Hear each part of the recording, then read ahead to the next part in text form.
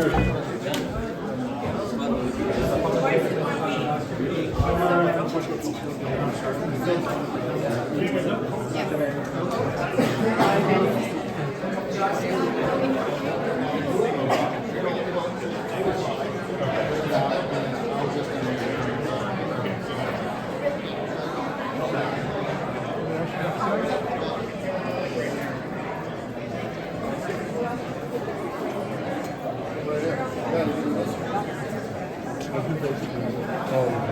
favor, against?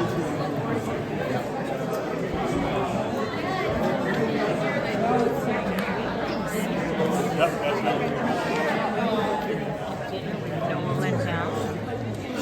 And why he had to.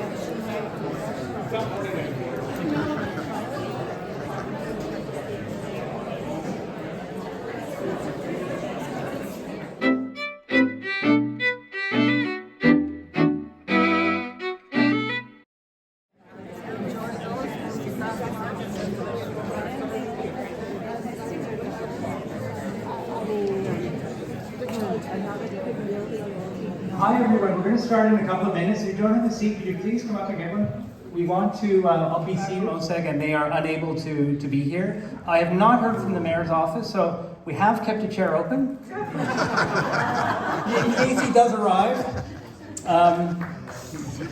Now, it's important to remember that Lansdowne 2.0 is a citywide issue. And in fact, that's why we're holding it tonight in Barrhaven. Taxpayers across the city will pay equally for this investment, this stadium renovation. Now, we saw this morning the Auditor General has released her report, and it confirms a number of the points in the financial plan that some people have been making for many months now. And most importantly, what we discovered this morning, or we had confirmed this morning by the Auditor General, that taxpayers will pay $17 million a year in annual debt payments.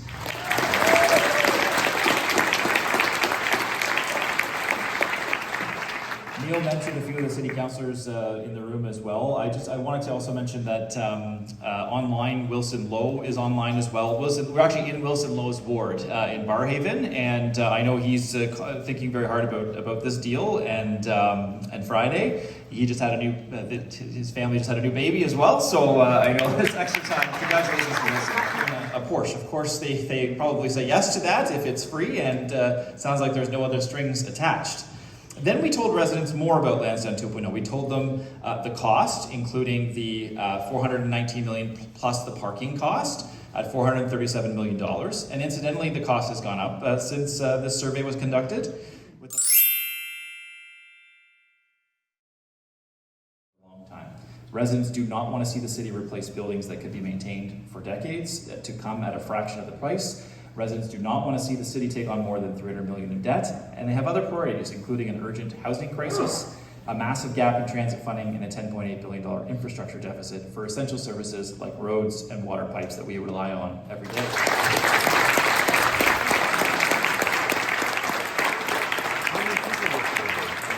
It is also my job to introduce a very special guest who's going to be the host of the panel tonight, who's done wonderful work in Ottawa as a former CBC journalist and continues to be engaged in municipal issues right across the city. I'm so pleased to welcome Joanne Canello to help host the panel.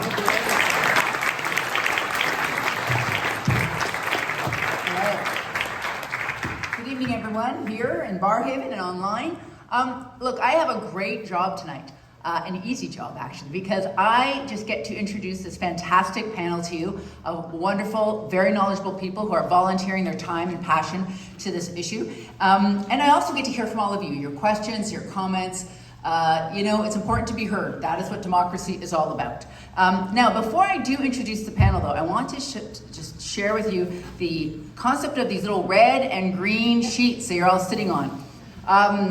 You can, of course, clap and maybe boo a bit, but mostly just to keep it going, and we are being broadcast, you can show your anger or your agreement with by shaking one of these sheets. It's very fun, and also you can take them home and repurpose them for holiday decorations.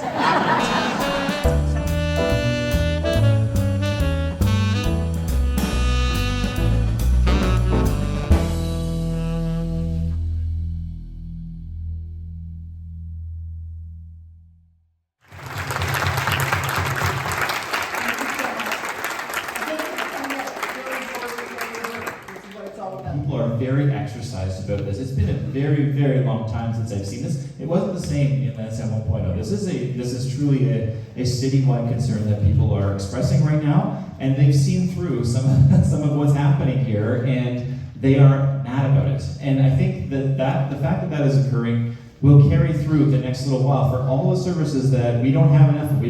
Transit, affordable housing, our infrastructure deficit. These are things that, unfortunately, there's been a lot of ignoring of those issues. Money for Lansdowne, we don't have enough money for affordable housing. We have enough money for Lansdowne, we don't have enough money to fix our sidewalks. We've got money for Lansdowne, not for family life.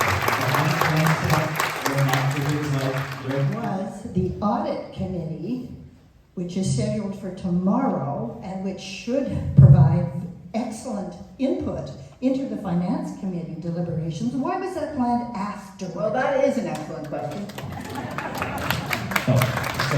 That is a fantastic question, and I'll just answer really shortly that, designed that way. They are designing it that way to proceed in, that gated fashion but at the end of the day now we're told this is, it's either this or nothing. And it's been set up to be that way. We're going to have no room for the north-side stands. 3,000 fewer seats in the event center, fewer seats in the north side stands, no transportation plan, higher ticket prices, lost green space. I mean, the plan is getting worse for park goers, for people who care about finances, and for people who go there for sporting events. It's not getting better for those fan bases and for park goers, and it's going to cost us a whole heck of a lot more money with the, fingers crossed, hope that it returns revenues 50 years into the future. So I think your point is well taken, and I think we're winning the argument. We're winning it in the media, we're winning it online. We are winning this argument, but those councillors that are still voting that way need to be convinced, because I don't think that it's the representation of the public is being heard, even though we are winning these arguments. Panelists, that is wonderful. I'm going to call up Michelle and you. So after that, thank you all for your questions. Wow, what an evening. Did you learn something new today? I certainly did. Fantastic. I want to first of all thank the Salvation Army for having us in this fabulous facility. I want to thank Rogers for broadcasting this online. I want to thank our fabulous moderator, Joanne Chianello. And our wonderful panelists, all five of them. And of course, I want to thank everyone that was able to show up here tonight, either in person or online. So thank you, everyone. Now, you made your thoughts clear. The mayor and many councillors may not have been here, but I know that a number of them will be online tuning in. And so, councillors, I want to talk to you. This is what I heard tonight. I heard people who care about this city. I heard people who expect better from City Hall. And I heard people who are prepared to do something about it. Okay. We are not going to roll over. This does not end on Friday. But on Friday, we need a show of strength, okay?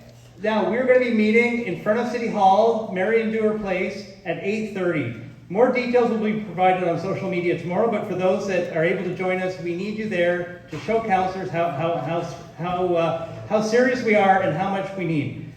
This is $500 million on the line. I want to thank everyone for being here tonight, and thank you, and have a great night. Thank you.